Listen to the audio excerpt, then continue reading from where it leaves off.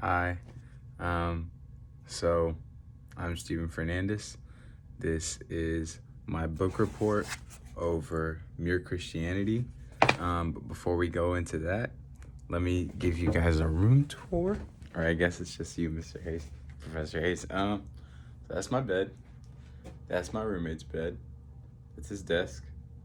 The snacks, TV, PS4, and then we got the lamp in the back, the microwave, the hat wall, door, and you got me. Okay, so the book I read was Mere Christianity by C.S. Lewis. Essentially, like on the preface, he begins already by talking about the fact that it was radio talks that he did in 1940s, post World War II, or actually I think it might have been in the middle. I'm trying to remember, but the book was published in 1952. After he just realized that it was important what he was saying on the radio, and he wanted to put it in writing, so he put it in a book. So the book is essentially apologetics, the defense of the faith, what we believe.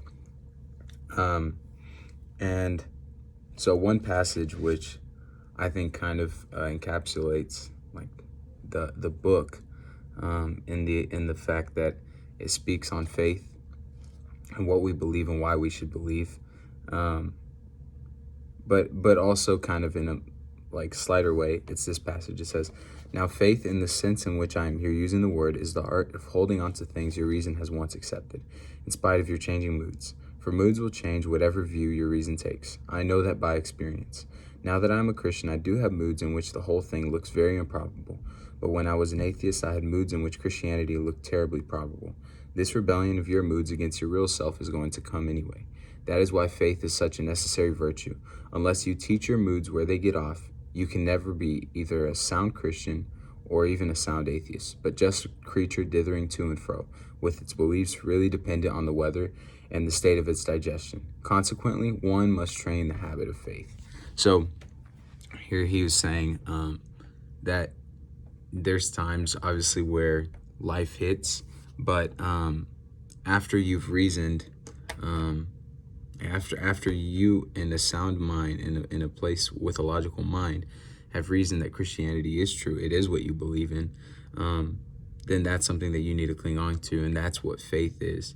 At least in this sense. There's obviously a whole nother like type of faith, I guess, but that's in the faith that he's speaking on here. And throughout the book, he just uses really, really good illustrations. And honestly, the book is packed with theology, and I'm still kind of processing it, but it's a great read.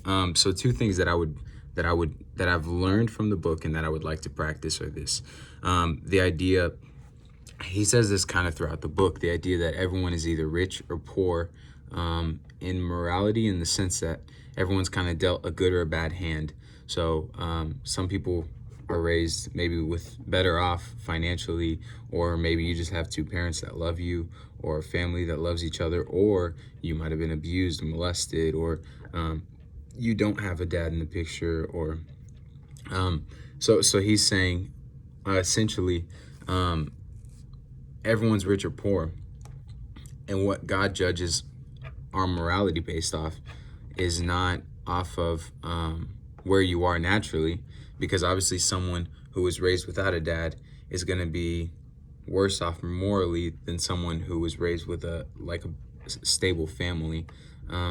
But he's judging based on how far have you gone, how much did you have to give. And so one practical thing I can do is just surrender more and sacrifice more of myself, because obviously I was raised with two parents, with a family that loves me. So to give more of myself and sacrifice more. The second thing is, he says, not until you realize you're proud do you really become humble. So it's something every day I'm going to start reminding myself, hey, you're a proud person naturally, but you need the grace of God and you need God's help in order to be secure in him and not in your own power. There's a lot to unpack. I only have 5 minutes. That's already done. But yeah, it's a great read. I would definitely recommend it to anyone else who is looking into a book about apologetics. Really. All right. Thank you, Professor Hayes. That's my book report.